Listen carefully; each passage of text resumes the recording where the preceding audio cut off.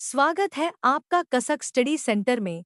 NASA के ये robot चंद्रमा पर वहीं की सामग्री का इस्तेमाल कर 3D प्रिंटिंग कर घर बना सकेंगे। ये एस्ट्रोनॉट्स के लिए वहां और भविष्य में मंगल पर रहना आसान बना सकेंगे। खास बात यह है कि यह तकनीक एस्ट्रोनॉट्स के लिए किसी भी तरह मशक्कत का कारण नहीं बनेगी। बस उन्हें कुछ उपकरण अपने साथ चंद्रमा पर ले जाने होंगे, जिसके बाद सारा काम रोबोट संभाल लेंगे और चंद्रमा पर निर्माण कार्य शुरू हो जाएगा।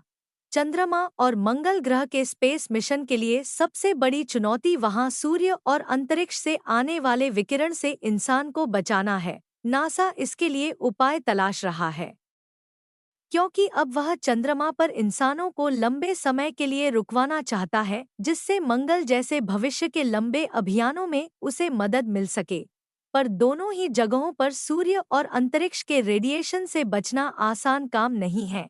ऐसे में एक उपाय वहां के गहरे क्रेटर या लावा ट्यूब से बनी सुरंगें हो सकती हैं। लेकिन फिर भी दोनों जगहों की सतह पर आवाज बनाने की जरूरत खत्म नहीं होगी। यह असंभव सा लगने वाला काम आसान बन सकता है। उपाय है 3D प्रिंटिंग। अब नासा ने इसका चंद्रमा पर उपयोग करने का इरादा कर लिया है। चंद्रमा पर होगा निर्माण कार्य। जी हाँ, अब चंद्रमा पर कंस्ट्रक्शन हो सकेगा और यह काम इंसान नहीं करेंगे और उन्हें यहाँ से ईंट, पत्थर, सीमेंट, सरिये आदि भी ले जाने की जरूरत नहीं होगी। नासा के एस्ट्रोनॉट्स भविष्य में ऐसे घर में रहेंगे जिन्हें 3D प्रिंटिंग रोबोट बनाएंगे। ये रोबोट प्रोजेक्ट ओलंपस का हिस्सा होंगे और वे चंद्रमा के ही संसाधनों का इस्तेमाल करेंगे।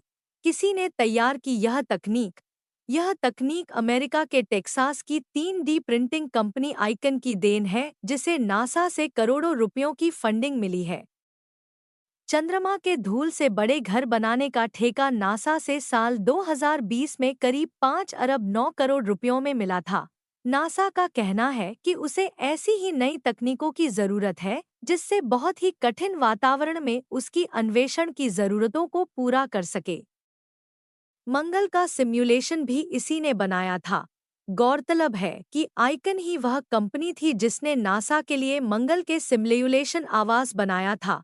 इसके मार्स ड्यून एल्फा कहा जाता है। इस अभियान में एस्ट्रोनॉट्स ने कुछ समय भी बिताया था, जिससे उन्हें एहसास हो सके कि वहां रहना कैसा होगा।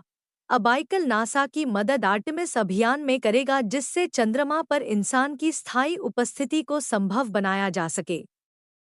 एक नजरिए में बदलाव। लेकिन आइकन चांद पर केवल घर बनवाने में ही मदद नहीं कर सकेंगी, बल्कि वहां के लैंडिंग पैड्स, सड़कें और दूसरी दबाव वाली इमारतें भी बनवाएगी। कंपनी प्रमुख जेसन बैलार्ड का कहना है कि अंतरिक्ष अन्वेषण में वहां जाकर लौटने के नजरिए से वहां रहने के लिए जाने के नजरिया बनाने के लिए हमें बहुत मजबूत और भरोसेमंद सिस्टम चाहिए, जो चंद्रमा या दूसरे ग्रह के स्थानीय स्रोतों का इस्तेमाल कर सकें। और खुशी की बात यह है कि हमारी तकनीक ने दिखाया है कि ऐसे सिस्टम बिल्कुल संभव हैं। मकसद चंद्रमा पर एक सतत अर्थव्यवस्था बनाना है।